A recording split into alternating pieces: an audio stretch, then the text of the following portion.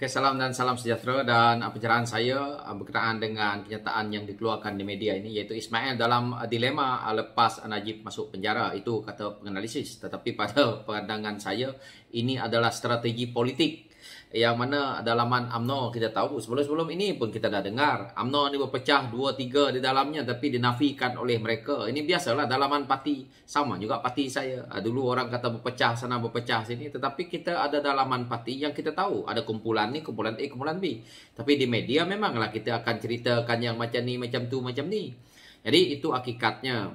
Dan apa yang saya lihat bukan dalam dilema, tapi ini adalah strategi politik yang dibuat oleh Perdana Menteri kita yang ada hari ini. Kerana dia tahu beliau sekarang ni bukan top 5 dalam UMNO. Jika beliau bubarkan parlimen hari ini, belum tentu nama beliau akan jadi Perdana Menteri, akan datang. Dan belum tentu beliau bertanding juga, kerana watikah disain oleh Presiden. Itu jelas. Dan kita tahu bahawa apa yang berlaku di PRU, di PRN Johor tempoh hari, lain orang yang nak dinamakan jadi Menteri Besar, lain orang yang menjadi Menteri Besar. Ini adalah cara UMNO berpolitik. Jadi mereka bolehlah kita rakyat katakan menipu kawan-kawan sendiri. Jadi ini juga akan berlaku kepada Perdana Menteri yang ada hari ini. Kalau beliau nak bubarkan parlimen hari ini, boleh. Tetapi belum tentu beliau menjadi Perdana Menteri. Dan kita tahu memang pasti kalau UMNO Barisan Nasional menang, dah tentu presiden yang ada hari ini akan menjadi Perdana Menteri. Dan rakyat Malaysia perlu melihat ini. Kalau UMNO Barisan Nasional menang, Presiden UMNO menjadi Perdana Menteri, boleh tak kita dakwa yang 80 lebih kes itu? Dah tentu boleh dibuang. Jadi ini yang menjadi dilema, tetapi strategi politik juga digunakan di sini. Dilema yang dipikirkan sekarang, kalau dia nak bubar hari ini, maka itu yang dia akan alami. Tetapi kalau dia tidak bubar, maka Presiden UMNO kita boleh lihat kemungkinan sebelum PRU ini akan masuk ke dalam penjara. Dan akhirnya UMNO itu akan boleh diubah oleh Perdana Menteri yang ada perlahan-lahan. Dan akhirnya akan mendapat sokongan. Kerana Perdana Menteri dah tahu UMNO ni senang. Siapa bos, dia akan ikut. Siapa yang ada kuasa, dia akan ikut. Jadi itu cara UMNO. Jadi mudah. Kalau saya yang jadi Perdana Menteri, saya tak akan bubar parlimen yang ada hari ini. Teruskan saja. Dan kita tunggulah putusan mahkamah.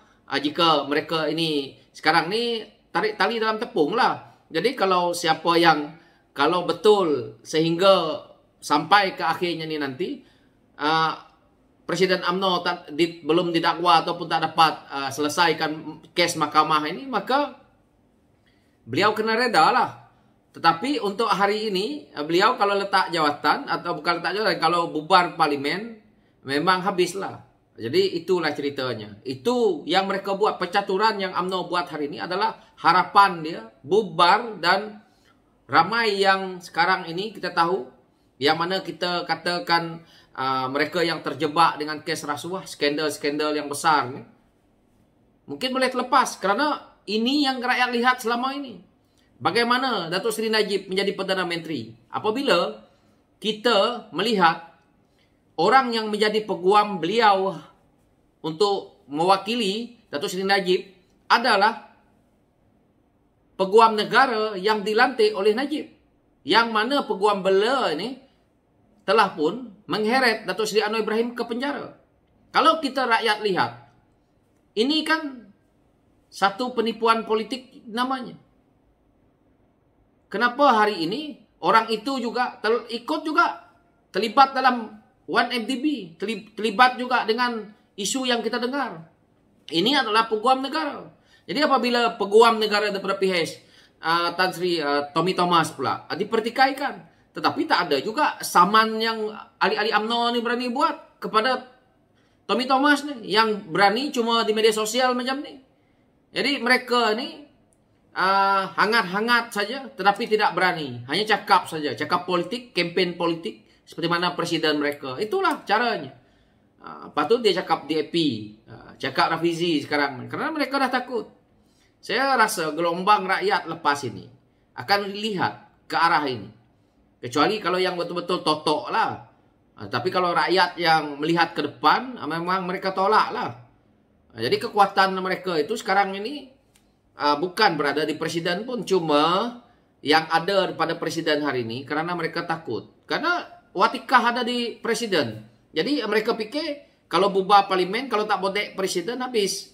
Jadi hari ini Perdana Menteri membuat kekuatan sedikit demi sedikit, yang mana pula Perdana Menteri cuba untuk push lah. Kalau boleh presidennya sendiri masuk dalam penjara, sebab tu apa yang berlaku pada Datuk Seri Najib ni, bukan saya nak menyalahkan Perdana Menteri lah, tetapi ini adalah strategi politik. Sebab itu beliau lebih baik berdiamkan diri. Kalau bising di sebelah sana mengatakan macam ni, nanti orang kata dia menyokong PH. Kalau dia kata kita kena ikut undang-undang ni macam ni, nanti orang kata kenapa tak backing kita punya bekas Perdana Menteri ataupun kita punya pengurusi BN ataupun pengurusi UMNO ke apa ke.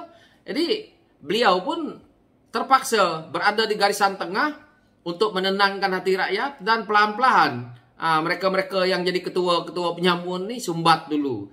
Tak percaya, tengoklah. Jadi dia pun sebenarnya lebih baik dia bersihkan UMNO itu sebelum dia bubarkan. Tetapi dia tidaklah beritahu ke rakyat bahawa saya nak macam ni. Kalau dia beritahu, habislah, ngamuklah ahli-ahli UMNO. Apalagi yang fanatik, yang pernah mendapat projek tender daripada hasil apa yang Datuk Seri Najib ni buat. Jadi itu yang rakyat nampak. Dan kita lihat, banyak juga yang mengkritik, banyak juga yang menyokong. Tapi pada sisi hukuman itu, pada saya okey lah. Kerana saya rakyat melihat itu, bahawa setimpal. Ini pun rakyat rasa tak setimpal kerana banyak lagi kes Datuk Seri Najib melibatkan duit berbilion-bilion. Apa yang menyakitkan hati kita adalah 1 MDB yang perlu kita bayar setiap hari itu menyakitkan. Keluarga dia hari ini, walaupun kita tahu kepayahan keluarga dia, tidak sepayah keluarga Datuk Seri Anwar Ibrahim. Keluarga Datuk Seri Anwar Ibrahim masuk penjara, cek akaun apa semua, tak ada duit.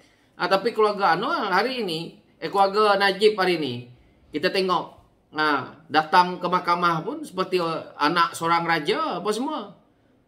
Jadi keistimewaan dia begitu besar. Ialah anak bekas Perdana Menteri dan anak orang kayangan yang tak pernah pun rasa apa yang kita rasa ni. Jadi itu sebenarnya. Jadi apa yang ada dalam UMNO hari ini, itulah. Mereka perlu kembali lagi. Sebenarnya mereka tidak kembali kepada rakyat. UMNO ni dia tidak kembali kepada rakyat. Dia kembali berpusing-pusing situ cara politik lama, iaitu suga menyogok rakyat. Dengan itulah. Turun ke kampung-kampung, sogokkan ini, sogokkan itu. Dan cara politik yang kita amalkan di Malaysia ni, cara UMNO Barisan Nasional ni, siapa yang menjadi ketua negara ataupun menjadi pimpinan negara dekat nak pilihan raya, mulalah lunch project ini. Itulah cara politik yang ada hari ini. Politik itu sebetulnya tak ada lagi diamalkan di negara ini. Kerana engkau jadi wakil rakyat, engkau jadi menteri, buatlah. Apa yang masalah? Sekarang ni pembangkang kerja dia, membangkanglah kerja engkau. Kalau tak betul, tak ikut apa yang kau patut buat, pembangkang lawanlah.